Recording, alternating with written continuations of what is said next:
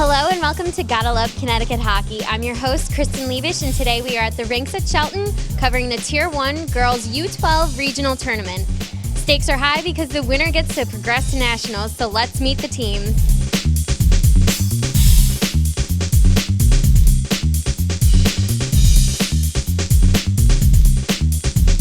You can do it if you try VICTOR1. Victory, victory, go Polar Bears! How exciting is it for you as a parent that your child could progress to nationals?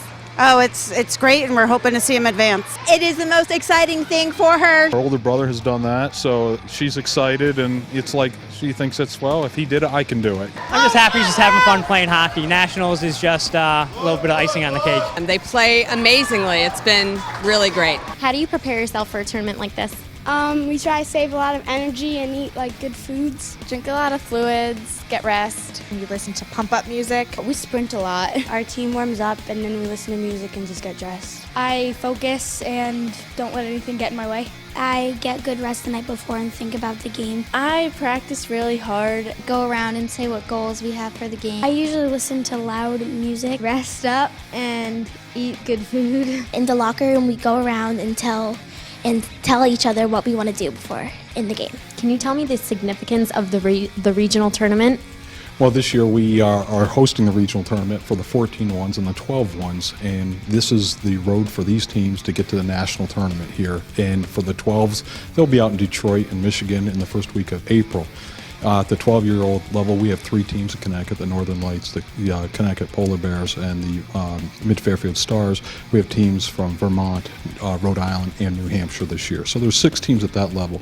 In our 14 age group, we have 2 teams from Connecticut playing in this rink tonight as well. Now, I understand there's a U16 and a U19 girls team, too, and they're having a tournament as well. What's going on with them? Well, they're playing, Rhode Island is hosting those for those 2 age groups, and those are going on this weekend as well up there, and we have our Connecticut representation up there as well this year. When you or a teammate scores a goal, how do you celebrate? Well, we usually go up to each other and high-five each other. Ice cream. Lots of hugs. Hug each other. And we try not to get too cocky. I get really excited, give a good hug or two. We try not to get too excited to make the other team feel bad. Skate over to the other teammates and just everyone gives them a high five. High-five each other and say good job. Jump on the person that scored. We're not allowed to really over-celebrate because that's bad sportsmanship. You know, you can celebrate a lot at the end of the game if you won, but you kind of look silly if you over-celebrate. How have you prepared your team for today's events? Oh my gosh, since the very first day of practice, all we have talked about was this day, tomorrow, and getting to nationals. A lot of skating, a lot of hard work, a lot of skating, practicing twice a week, games on weekends. At the start of the season, we had a mantra for opportunity, and to take that opportunity, embrace it, and have fun with it. Is there anyone in particular that you look up to or you try to model yourself after? Sidney Crosby. Alexander Ovechkin. My dad, I guess. The USA Olympians, we got to meet them last year. Well, I'm the youngest on the team, so I look up to all the other girls on my team because they're all older than me. My brother, he's a straight A student. One time he came home with straight A pluses, and he does all the sports I do, and he's just amazing. There's not a lot of women that we've interviewed that are coaches. How did you get into coaching for girls? I grew up with 2 brothers. They played hockey. I was a figure skater, but all I ever wanted to do was play hockey. So finally, when I was 10, I just started playing, and I knew that I wanted to coach ever since. So I actually played for Connecticut Stars and Mid-Fairfield, and then right now we're the Mid-Fairfield Connecticut Stars because there was a merge. And then I went to prep school, which is, there's so many opportunities for these girls, and the opportunities keep growing. I went to the gunnery for prep school. I played at the University of Vermont, and then I played professionally in Russia. What are you planning to do for your off season?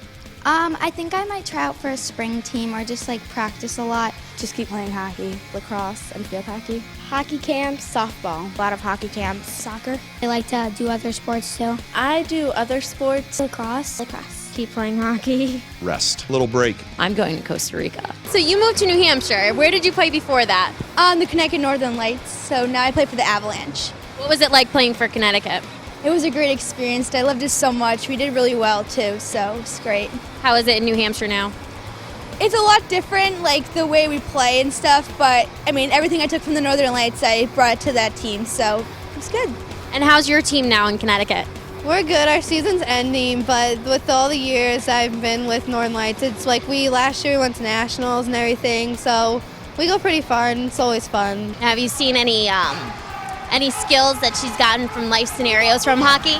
Well, you learn how to play on a team. It's taught her to be tough and to stick with it. She plays tough and fair, and that's what we like to see. They're amazingly strong girls. They're resilient in school. I see it educationally. Aside from Tier 1, what other options do girls have in hockey? Well, we have Tier 2 hockey as well, and with Tier 2 hockey, they can have a path to the nationals through the regional play as well as to the nationals as well. So it's pretty exciting, and what it is good to see is it is growing here in the state. We've watched the numbers increase, and as well as through New England, but throughout the state here, it's good to see that we have three primary organizations who are on the Tier 1, but we're watching our Tier 2 just grow, which is very exciting to see more girls playing hockey. Gotta love Connecticut hockey. Gotta love Connecticut hockey. That's it from Shelton. Congratulations to all 3 Connecticut U12 teams who advanced to the crossover tomorrow morning. So someone from Connecticut will be going to the Nationals in Detroit. Good luck to all teams. I'm Kristen Liebisch, and this has been Gotta Love Connecticut Hockey.